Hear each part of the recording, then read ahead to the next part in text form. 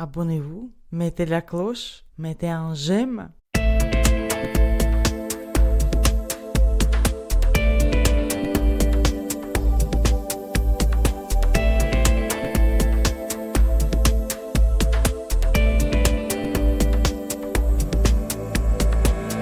Bonjour et bienvenue sur Oxitude pour ce nouveau podcast dans le cadre de nos jeux concours de l'été 2025. Nous vous proposons 5 interviews tout au long des vendredis du mois d'août 2025 et nous organisons un jeu concours comme chaque année pour vous récompenser de votre fidélité et maintenir un peu l'intérêt pendant les vacances. Nous prenons une petite pause mais nous ne vous oublions pas. Nous avons pensé à vous et comme chaque année depuis quelques années, nous organisons ce jeu. Les années précédentes, nous avons fait un jeu à base d'énigmes, puis de questions sur la vie de l'équipe.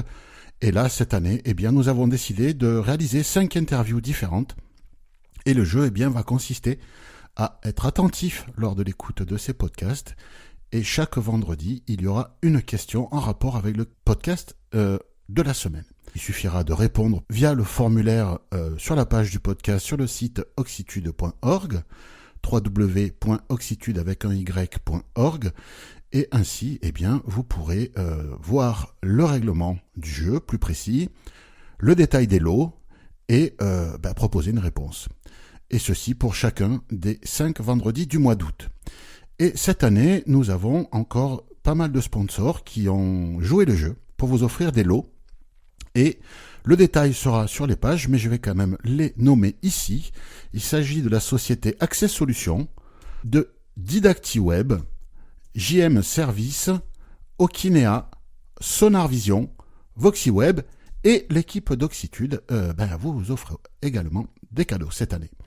Donc voilà, n'hésitez pas, écoutez, soyez attentifs et si vous avez la réponse pour chacune des semaines, vous répondez. Tirage au sort lors de l'hebdoxitude de la rentrée le premier vendredi de septembre. D'ici là, portez-vous bien, bonne écoute et passez un bon mois d'août. À bientôt, bonne chance. Bonsoir tout le monde, bonsoir à tous. Bienvenue pour un nouvel épisode du podcast Oxitude. Alors ce soir, dans le cadre de nos interviews de l'été, nous sommes avec une personne qui se nomme Christian Couder, que je salue immédiatement. Bonsoir Christian. Bonsoir à vous tous. Et pour interroger Christian avec moi, pour le passer sur le grill, comme on a coutume de dire sur Oxitude, Yannick, qu'on ne présente plus, est avec nous. Bonsoir Yannick.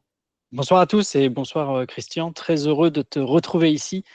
Et moi aussi. On a un grand passé commun avec Christian puisque c'est un de mes premiers profs et je crois que j'étais un de ses premiers profs. Donc voilà, c'est un grand moment pour moi. C'est vrai. C'est parfait. Donc les retrouvailles sont possibles grâce à Oxitude. C'est génial. Très bien. Alors Christian, ce soir, tu es venu pour nous parler d'une application qu'on connaît tous très bien, qui est le localisateur. Donc je ne vais pas faire très long dans l'introduction pour te laisser la parole. Alors, d'ores et déjà, aurais-tu la gentillesse de te présenter pour nos auditeurs qui ne te connaîtraient pas? Tout d'abord, je dirais que j'interviens ici à la place de Philippe, l'auteur du localisateur, et que je ne suis pas forcément le mieux à même de parler du produit, mais bon, les circonstances... Il a voulu être timide. Oui, voilà. Alors, je le suis un peu aussi quand même, hein. Mais voilà, on va essayer d'assurer. Alors, une présentation rapide. Bon, j'ai commencé ma carrière dans l'assurance comme téléconseiller. J'ai été ensuite correcteur, transcripteur, instructeur de braille à l'INJA. C'est dans ce cadre que j'ai sévi et frappé beaucoup notre ami Yannick. Tu l'as corrigé. Voilà. À la suite de ça, j'ai été formateur en bureautique à l'INJA toujours.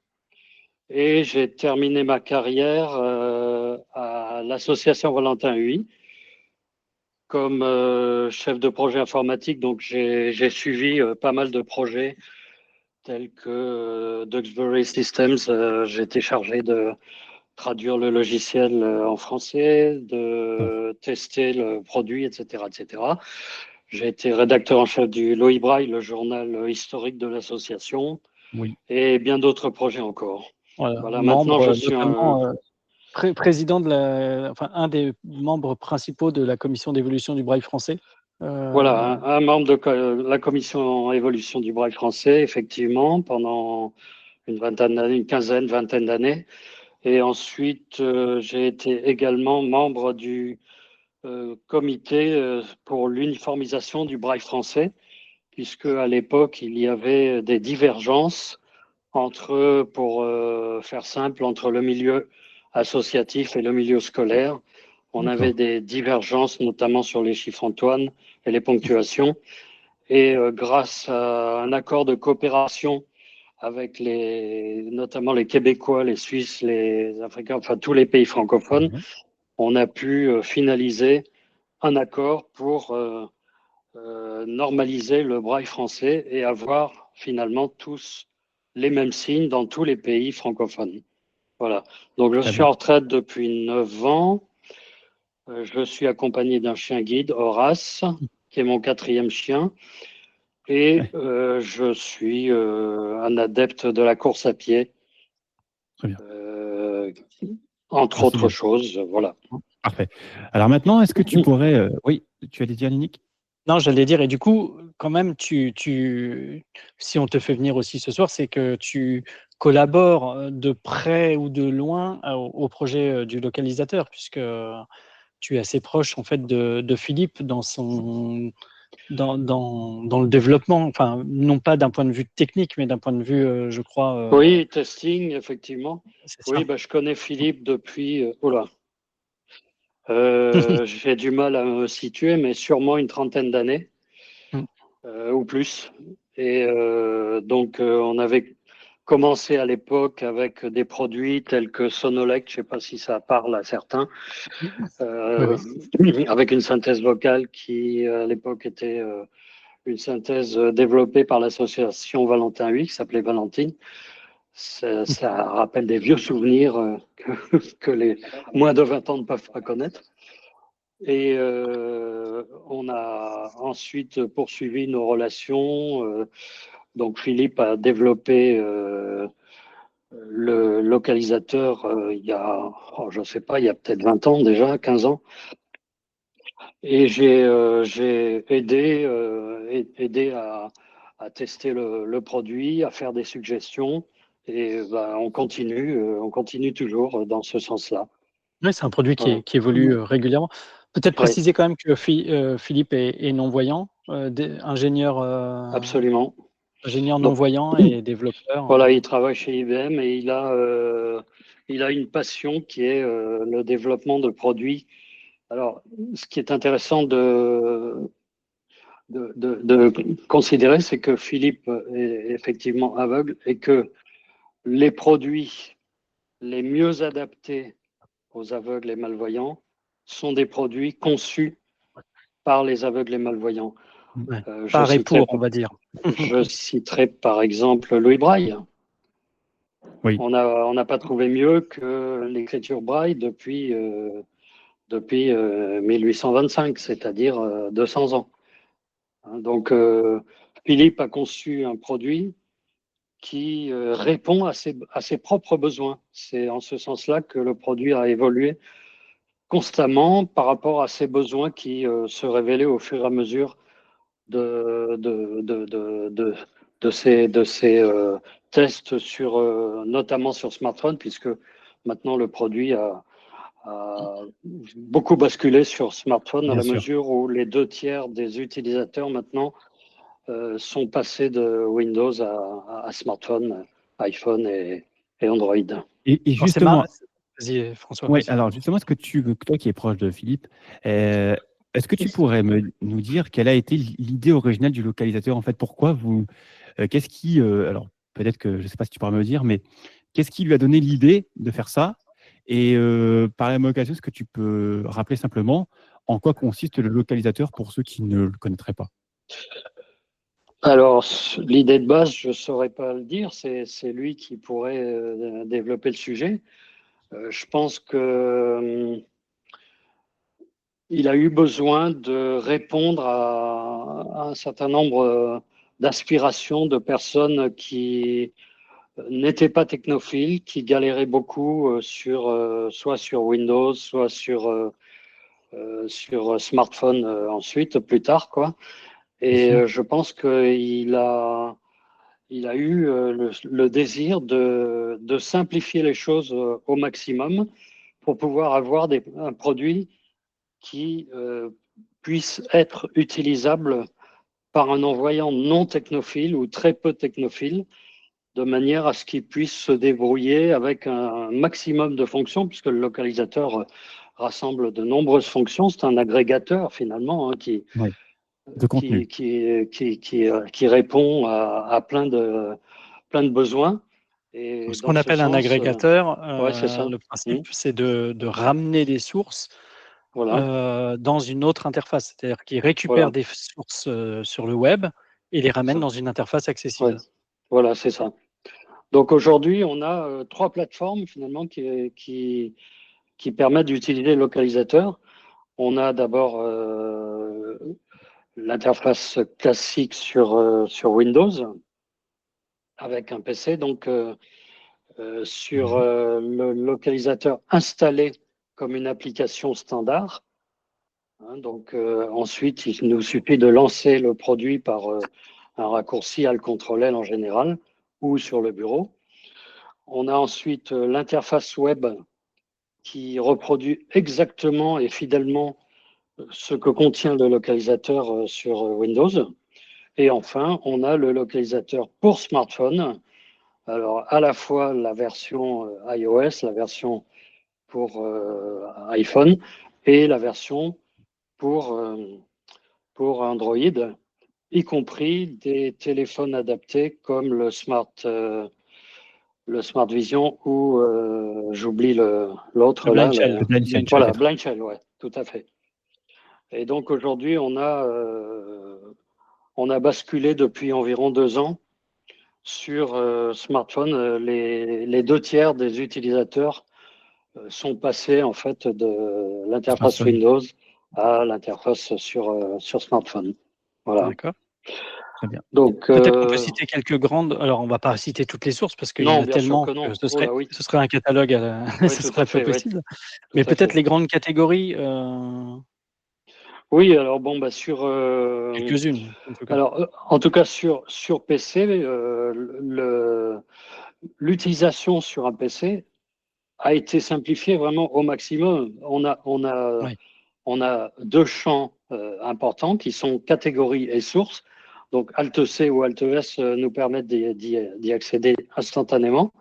Et ensuite, il suffit de circuler avec les flèches vers le bas dans les catégories, flèches vers le bas dans les sources. On valide et on accède directement à la fonction de son choix.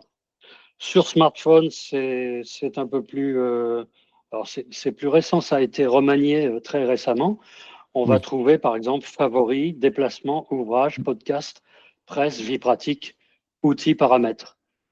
Voilà. Donc, effectivement, on peut retrouver des titres de presse qu'on peut consulter. Alors, évidemment, ce sont les sites, c'est l'équivalent du site gratuit. C'est-à-dire que si on n'est pas abonné à un journal, évidemment, on ne pourra toujours pas lire le journal, mais on récupère effectivement des données qui sont dans une interface vraiment facile à utiliser. Et moi, ce que je trouve la force de la version PC quand même, c'est le copier automatique. Ça veut dire que, par exemple, on récupère une recette sur Marmiton, pour ne pas le citer, on la lit, et on a juste à ouvrir un Word, on fait un coller, et c'est bon, on a déjà... et ça, c'est vraiment la force de la version Windows quand même, qui est très intéressante. On a aussi ça, dans Vie pratique, on trouve les notices de médicaments. Donc, on peut avoir la version complète de la notice et la récupérer dans le bloc-notes, puisqu'il se met automatiquement dans le presse-papier. On peut aller dans le bloc-notes ou dans Word et on fait un CTRL-V pour coller le contenu. On a la même chose. Métro Connexion, par exemple, pour récupérer un trajet, je pense. Oui, tout à fait, oui, tout à fait. Et puis, par exemple, un article de Wikipédia.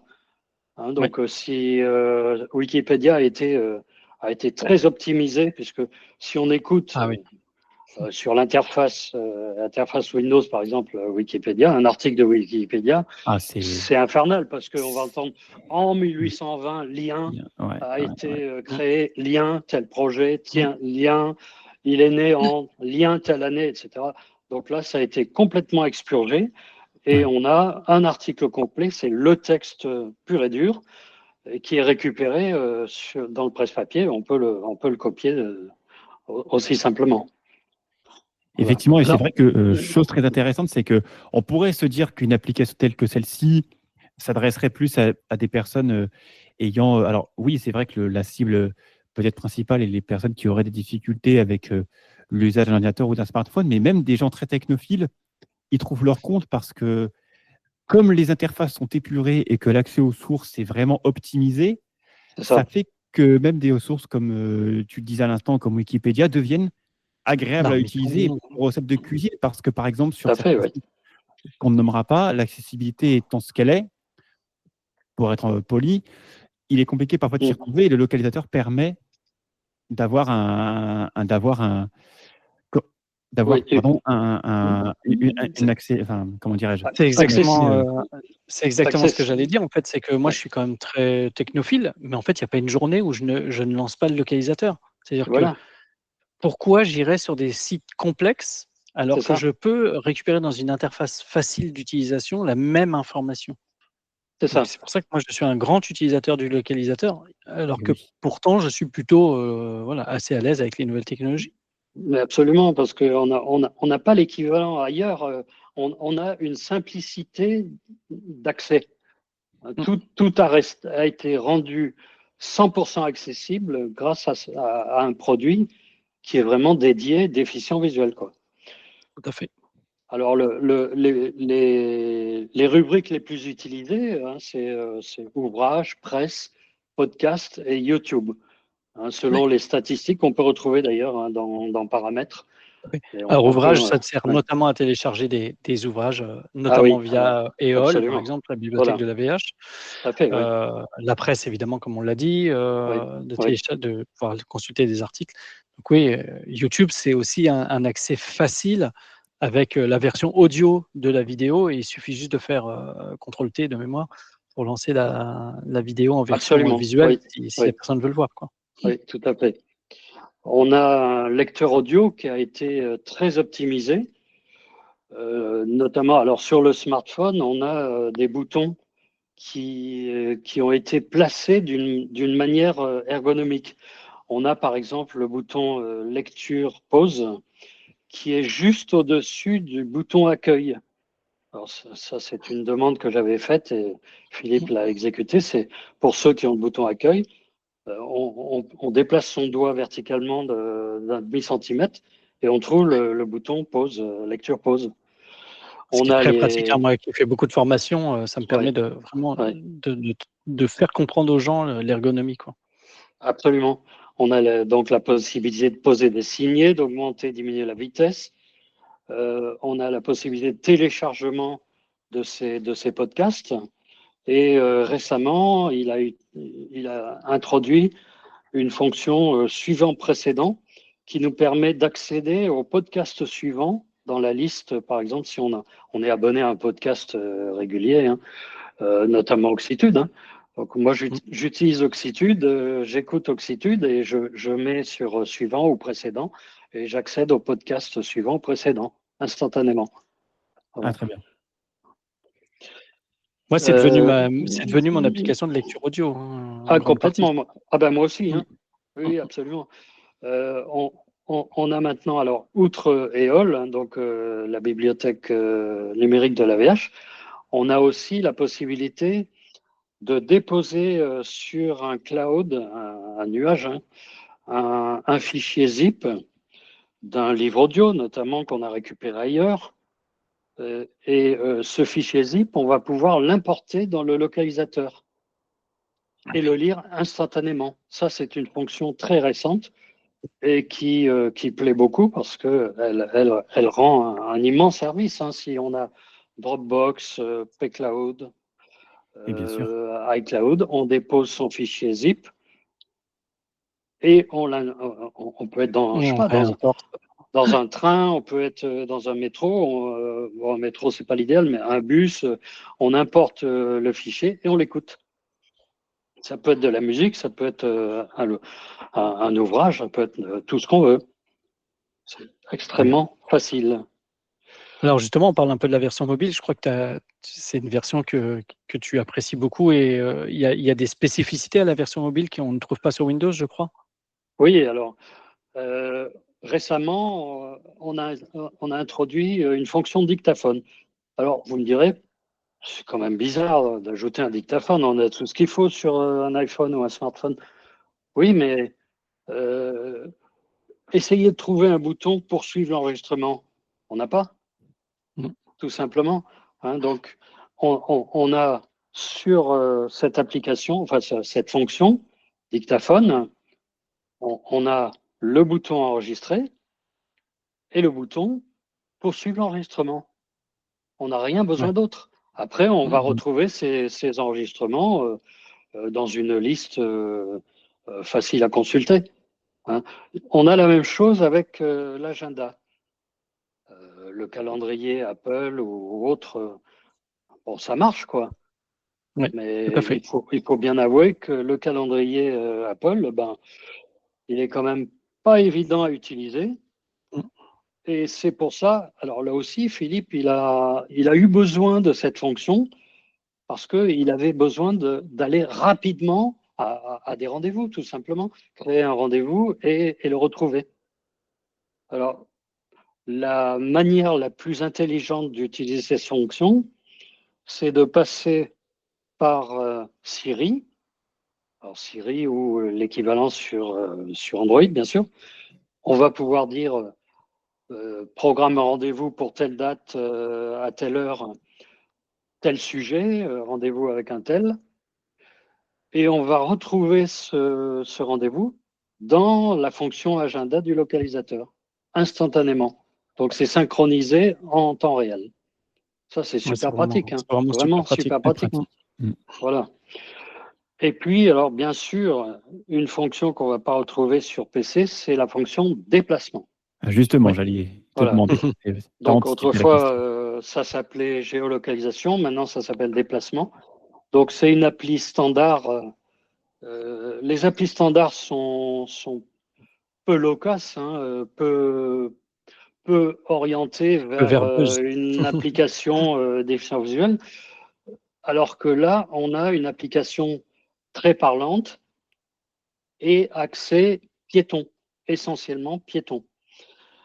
On va trouver transport à proximité avec la possibilité d'avoir les horaires de bus. Moi, ça, je l'utilise, mais tous les jours. Voilà. Quand je cherche une adresse, encore ce matin, je suis allé faire une formation du côté de Boulogne-Billancourt, le métro le plus proche, etc., station à proximité. Absolument. Vraiment, le localisateur, c'est mon outil de préparation de trajet Moi aussi. professionnel. Absolument. Et on a une fonction récente, c'est l'annonce des stations. L'annonce des stations, dans un bus où l'annonceur ne fonctionne pas, c'est absolument essentiel, quoi. Et ça marche mieux que certaines applications de la RATP. Absolument. C'est pas compagnon train. Ouais, tout à fait, compagnon train, ouais, ça marche quand ça peut. Dans le métro, alors il nous arrive de perdre le signal, mais globalement, on arrive à faire annoncer les stations, la station suivante, quoi. On a une fonction qui est super utile aussi, c'est la fonction secouer. Alors, je crois que c'est spécifique à iOS. Hein.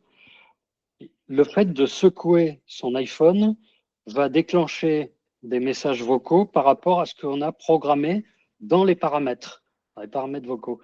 Alors, on a la possibilité de définir sa position courante et ou les horaires des transports à proximité. Donc, je secoue mon iPhone et j'entends, vous êtes à tel endroit, bus tel numéro, destination machin, tel horaire. Donc c'est super pratique. Tout à fait. On a les horaires de train avec les départs et les arrivées. Donc si je veux. Et la voie de départ et d'arrivée. Absolument, avec la voie.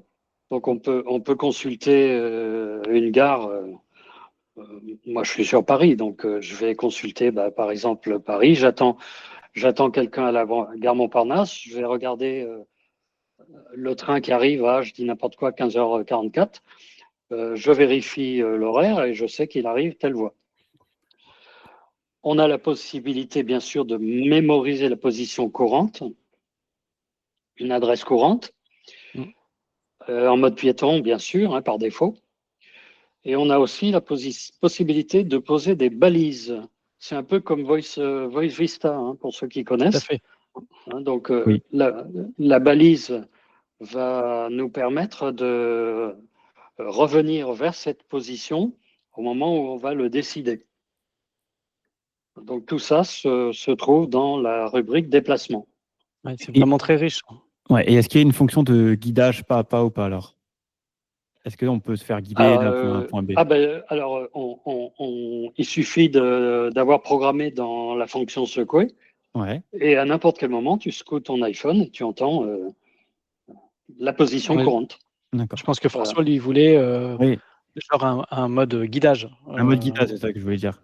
Oui, alors la possibilité d'enregistrer un parcours, c'est pas prévu sous la forme qu'on peut retrouver dans des applications standards comme Sonar Vision notamment, Ouais, mais on a la possibilité effectivement de définir un parcours, très bien, définir une destination, point de départ, point d'arrivée. Absolument. très bien. Et ceci en mode piéton. En tout cas, ce qui est Alors, intéressant, c'est en préparation de trajet. Moi, je sais que Ouais, j'utilise c'est comme ça. ça. Et après, quand je me retrouve Oui, sur le terrain, je c'est ça. sais à peu près par où il va me faire passer, quelle rue je dois chercher. Et c'est beaucoup plus simple à comprendre, en fait, après, quand je suis dans la rue, quoi. Absolument. Une autre fonction qu'on trouve sur smartphone et qu'on ne trouve pas évidemment sur Windows, c'est la fonction de raccourci Siri. Alors, on a la possibilité, par exemple, d'avoir la géolocalisation avec le localisateur. Donc, on dit à Siri, géolocalisation avec le localisateur, et il va nous demander la position. Presse avec le localisateur, dictaphone avec le localisateur, enregistrer avec le localisateur. Vous voulez enregistrer, je sais pas moi, je dis n'importe quoi, un chant d'oiseau, une personne qui est en train de vous donner un numéro de téléphone, vous dites enregistrer avec le localisateur et le dictaphone démarre.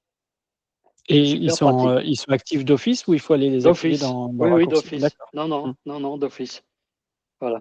Il faut l'avoir programmé dans les paramètres du localisateur. Une fois que c'est Ouais. fait, vous dictez votre message, enregistrez avec le localisateur et le dictaphone se lance. J'ai vu aussi que pour les malvoyants, là, l'interface a été revue pour améliorer la lisibilité aussi. Alors ça, c'est effectivement Dernière les projets. Hein, donc, là, il y a il y une a nouvelle version qui est avec une nouvelle interface. donc là, il m'a pas prévenu. Hein. Il va se faire engueuler. Donc, en effet, il y a un gros travail. C'était prévu d'améliorer les fonctions pour les malvoyants. Parce que, bien sûr, quand on est aveugle et qu'on ne voit pas l'écran, on développe pour une simplification à outrance avec une consultation sur écran. Mais on ne privilégie pas les contrastes, les couleurs, etc., qui sont importantes pour un malvoyant. Dans les projets, on a l'ajout de réseaux de transport. Il y en a eu beaucoup qui ont été ajoutés très récemment. Il faut que, donc, pour que ça réponde, pour que ce soit intégré de manière assez automatique, il faut que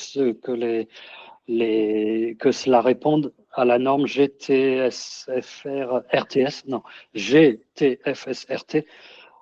donc qui permet donc à Philippe d'intégrer automatiquement les transports des grandes villes, des principales villes de France, quoi.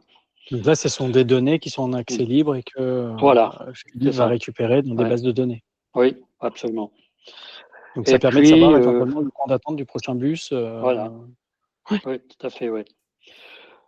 Et enfin, une réflexion est en cours sur la possibilité de fournir des abonnements à la presse puisque actuellement, on a accès aux articles de presse qui sont en accès libre. Mais évidemment, on n'a pas accès aux articles qui sont réservés aux abonnés. Oui, Alors bien ça, sûr. c'est un problème qui pose des questions juridiques qui sont pas simples à résoudre. Donc ça sera sûrement pas dans l'immédiat, mais bon, c'est une demande qui est forte et certains comme moi le souhaiteraient vivement. Voilà. Et puis dans le travail constant, il faut en parler, hein, le travail constant de mise à jour qui est fait au jour le jour sur les podcasts, sur les radios, sur la presse, qui modifient sans arrêt leurs interfaces web et qui nécessitent malheureusement des mises à jour récentes. Un jour, vous consultez le localisateur, tout va bien. Le lendemain, tel journal n'est plus accessible, on ne sait pas pourquoi. Bah oui, ils ont modifié l'interface et du coup, Philippe doit. ils prennent plus au bon endroit, Voilà. quoi. Voilà. Et donc ça nécessite un gros boulot. Et je pense qu'on peut vraiment remercier Philippe On le de salue. s'axer à ce genre de tâches parce que c'est extrêmement prenant. Il faut quand même rappeler que Philippe, il est salarié à temps complet, il a une vie de famille et il fait ça bénévolement en ayant une petite subvention par la Fondation Valentin lui pour payer les serveurs, payer une vacataire pour quelques heures par-ci, par-là, qui permet de compléter ce que lui n'a pas toujours la possibilité de faire, quoi. Ouais, Voilà ce que un l'on énorme peut travail dire. en tout cas. C'est un très Oui. gros travail.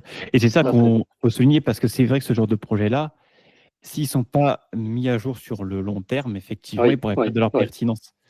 Et Oui, c'est ça. Un logiciel ouais. qui n'est pas évolutif, et c'est un Mm, logiciel qui meurt, hein, ouais. C'est comme automatiquement. le travail de Tanguy à l'époque sur Oui, la plateforme Métroconnexion. Métroconnexion. c'est ça. C'est Ouais. colossal. Oui, c'est vrai. Bah écoute, Voilà, pense j'espère qu'on a avoir fait fait un le gros tour. tour. Hein, Ouais. Il me semble, oui. Mhm. Alors moi, justement, j'avais quand même une Vas-y. dernière question, un peu, enfin, peut-être que tu pourrais la considérer anecdotique, mais il y a quand même une fonction que moi j'apprécie aussi beaucoup sur le localisateur, c'est la fonction d'audio description des chaînes télé C'est vrai. et des replays que vous diffusez. Et justement, comment vous arrivez à convaincre, par exemple, des sociétés comme France TV de vous permettre de... C'est des choses qui sont libres d'accès ou vous devez demander l'accord, par exemple, de France TV pour le diffuser ou comment ça se passe? Parce que les replays il y en a qui restent longtemps sur le localisateur. Alors, comment vous arrivez à faire en sorte de les proposer sans pub et uniquement avec le son? C'est ça que j'ai toujours demandé aussi. Comment il Alors est ça, arrivé à faire ça, quoi. c'est une question aux développeurs hein, à laquelle C'est- j'aurais du mal à répondre. Je pense qu'il y a un certain nombre d'informations qui restent, qui demeurent accessibles en permanence. Ouais. L'intelligence de Philippe fait qu'il arrive à trouver des astuces pour contourner et éviter les pubs. Ça, c'est fabuleux. Hein. Ouais, parce que franchement, Dans le c'est cas génial. aussi où on a un podcast qui intègre une pub au début, la flèche vers la droite est extrêmement pratique hein, puisque on appuie 2-3 fois sur flèche droite et on arrive à sauter les 30 premières secondes, donc la pub. Donc ça, c'est bon à savoir. Hein. Eh ben, c'est parfait. Ouais. Très, très bien. Christian, franchement, merci à toi d'avoir parlé du localisateur de cette façon. Merci Peut-être à même vous. que ça va convaincre certaines personnes qui l'auraient peut-être pas encore adopté, comme même Yannick le fait, de s'y pencher un peu plus. Je pense, j'espère. Moi, j'insiste vraiment aussi sur les formateurs. N'hésitez pas à le montrer à vos stagiaires, à vos apprenants, parce que vraiment, c'est vraiment une mine d'or, cet outil. Oui, c'est ça. On ne peut pas trouver plus accessible. C'est ça qu'il faut avoir à l'esprit. Ce n'est pas possible. On va trouver l'équivalent en allant ouvrir, je ne sais pas moi, Google Maps ou je ne sais pas quoi. Hein. Mais on ne trouvera jamais quelque chose d'aussi simple et accessible. Ce n'est pas possible. Et qui peut le plus, peut le moins. Voilà. Et ben, c'est sur cette belle phrase qu'on va conclure ce podcast. Christian, je te remercie une nouvelle fois. Merci à vous et je tiens aussi à remercier toute l'équipe d'Oxitude parce que je vous suis depuis le premier numéro et toutes les semaines, j'écoute à partir du localisateur, évidemment. Et tu nous envoies de l'info. Voilà, aussi. Eh ben, c'est très gentil. Yannick, merci à toi également. Merci François. Mais je t'en Et prie. merci Christian. Merci à vous. Merci, bientôt. chers auditeurs. Je vous souhaite une bonne soirée et je vous dis à bientôt. Au revoir tout le À monde. bientôt. Au revoir. Merci.